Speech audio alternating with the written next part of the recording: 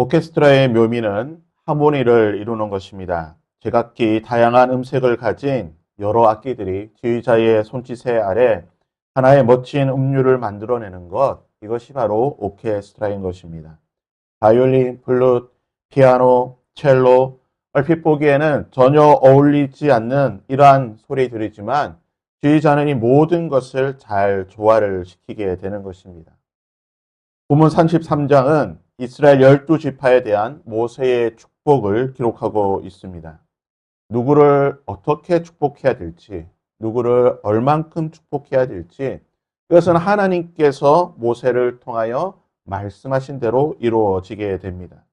왜 나는 이것밖에 축복하지 않습니까? 왜 우리 지파는 더 많이 축복합니까? 항의할 수도 또는 따질 수도 없는 것입니다. 하나님께서 이 모든 것들을 하모니를 이루도록 마치 오케스트라처럼 아름답게 조화를 이룰 수 있도록 12지파에게 그들의 분량에 맞는 축복의 내용들을 하나님께서 하고 계시는 것입니다. 우선 야곱의 장자였던 르우벤, 그는 외모로 보나 모든 것으로 보나 장자가 될 만한 사람이었습니다. 하지만 그는 장자의 그 직분을 감당하지 못했습니다. 아버지의 첩을 범하는 죄를 저지름으로 말미암아 아버지의 권위에 도전하는 그러한 일을 했던 것입니다.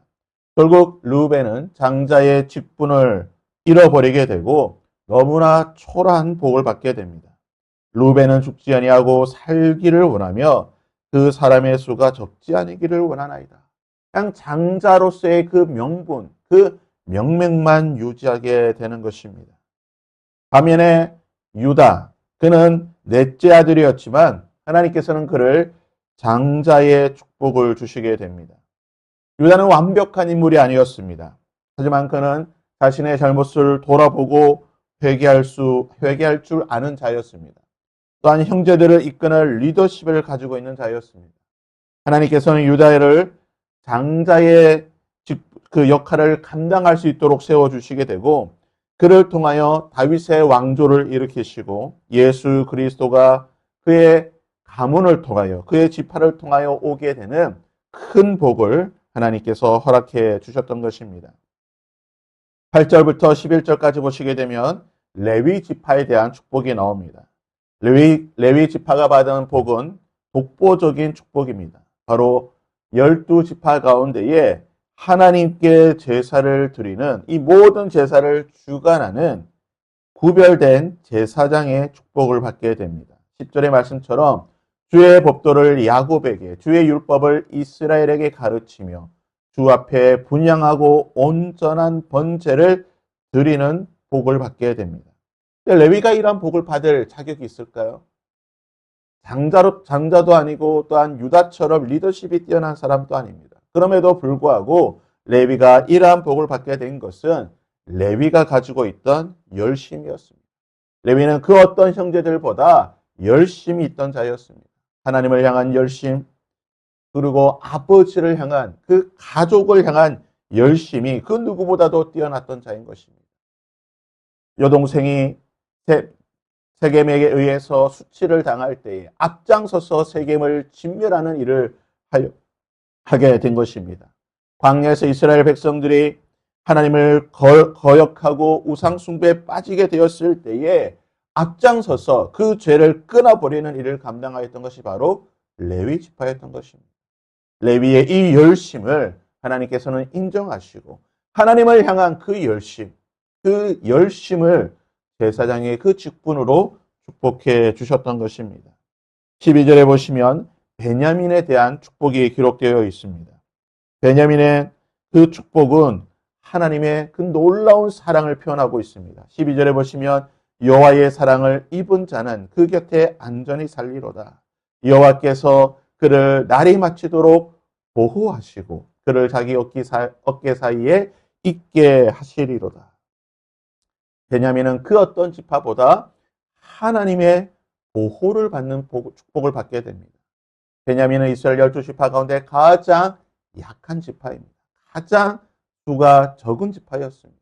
그러기에 그들은 그 누구보다도 하나님의 지켜주시는, 보호해 주시는 은혜가 필요한 자였습니다. 그러기에 하나님께서는 베냐민 지파를 내가 너를 보호해 주겠다.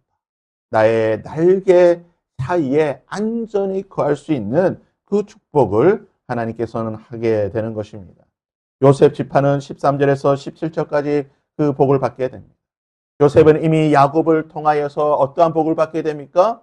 2배의 실질적인 장자의 복을 받게 되었습니다. 그리고 모세 역시 그 야곱이 했던 그 축복의 내용을 이어서 요셉은 하나님의 가장 큰 복을 받게 될 것이라고 말하고 있습니다. 가장 풍성한 복을 받았습니다. 요셉 지파였던 에브라임과 므낫세는 가나안 땅의 가장 큰 땅을 차지하게 됩니다. 그리고 가나안에서 가장 좋은 땅을 받았던 자들입니다. 하나님께서는 요셉을 통하여서 하셨던 그 축복의 말씀대로 그들의 자녀들이 가장 넓은 땅과 좋은 것을 받을 수 있도록 하나님께서는 축복해 주셨던 것입니다. 18절과 19절은 스불론과 이사갈이 받은 축복의 내용입니다. 스불론은 밖으로 나가서 기뻐할 수 있는, 즉 무역을 통하여서 많은 재물을 받게 되는 축복을 해주시게 됩니다.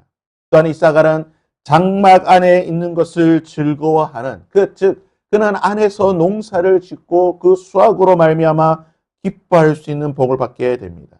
이들은 갈릴리 호수 옆에 있던 샤론 평야라고 하는 것을 분배받게 되는데요.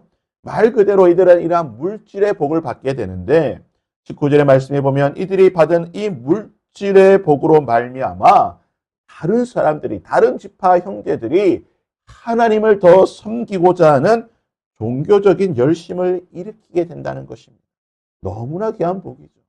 내가 받은 복이 나 자신만 잘 먹고 잘 살고 평안하는 것이 아니라 나의 복이 다른 사람들의 질투심을 일으켜서 나도 저런 복을 받고 싶다. 나도 하나님을 믿고 나도 하나님의 자녀가 되어서 나도 저런 복을 받고 싶다라고 하는 그러한 거룩한 열망을 일으키게 된다는 것입니다.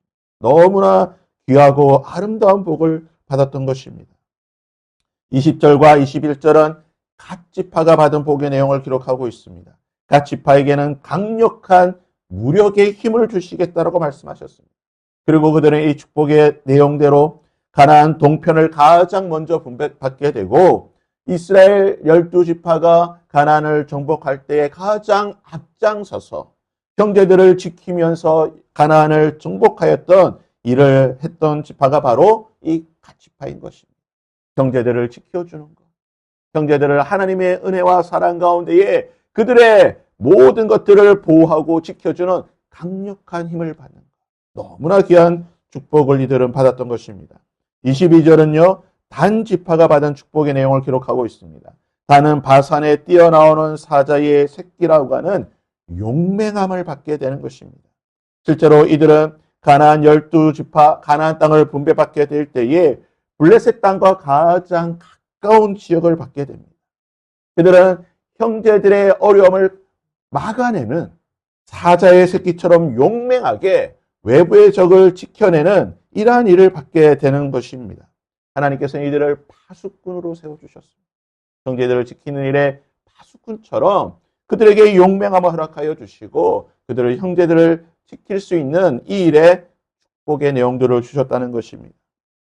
23절의 말씀은요, 납달리 지파가 받은 축복의 내용을 기록하고 있습니다. 이들은 풍성한 은혜를 받게 되는데요. 이들은 서쪽과 남쪽의 땅을 받게 되고 특별히 갈릴리 호수 주변의 비옥한 땅을 받게 되는 것입니다. 이들은 가장 많은 토지의 소산을 얻게 되고 이것으로 말미암아 하나님의 성전을 섬길 수 있도록 성전의 그 모든 일들을 감당하는 복을 받게 되는 것입니다. 물론 이스라엘의 12지파가 다 하나님의 성전을 섬겨야 되는 것이지만 특별히 납달리 지파에게 더 많은 물질의 축복으로 주셔서 그 일을 주도적으로 감당할 수 있게 하셨다는 것입니다. 하나님의 일은 모든 자들이 다 감당해야 되지만 특별히 하나님께서 축복해 주셔서 앞장서서 하나님의 일을 감당할 수 있는 물질에 또한 재정의 인력에 그 복을 주시는 자들이 있다라는 것입니다. 24절과 25절은요. 마지막으로 아셀 지파가 받은 축복을 기록하고 있습니다. 아셀 지파는 다른 모든 지파보다 더 많은 물질의 축복을 받게 됩니다. 단순히 물질의 축복을 받은 것이 아니라 하나님께서는 이 축복을 지킬 수 있는 그들이 하나님께로부터 받은 이 물질, 풍성한 물질을 지켜낼 수 있는 보호하는 이 축복도 허락해 주셨다는 것입니다. 이 얼마나 귀한 일입니까? 하나님께서 주시는 그 많은 물질을 은혜 가운데 잘 지킬 수 있도록 풍성한 물질을 그 부유함을 잘 보존하는 그러한 복을 받았던 것이 바로 아셀 지파가 받은 것입니다. 여러분 12지파가 받은 이 복의 내용들을 보십시오. 각 지파의 분량에 맞도록 하나님께서 적절한 복을 주셨다는 것입니다. 어떤 지파에게는 물질의 축복을 주시기도 하시고 어떤 지파는 힘의 축복을 주시기도 하시고 어떤 지파에게는 그냥 적당하게 그가 살아갈 수 있도록 감당할 수 있는 복을 주셨다는 것입니다. 하모니를 이루듯이 이 귀한 축복을 주시게 되는데요. 그런데 더 귀한 사실은 이 모든 축복의 내용들을 말씀하시고 난 뒤에 하나님께서 26절에 이렇게 말씀하고 계십니다. 여수르니여 하나님 같은 이가 없도다. 그가 너를 도우시려고 하늘을 타고 궁창에서 위엄을 나타내시는도다. 33장에 보면요. 이스라엘을 지칭할 때에 여수르니여라고 표현하고 있습니다. 이 여수르니라고 하는 뜻은 하나님의 사랑을 받은 자라는 뜻입니다.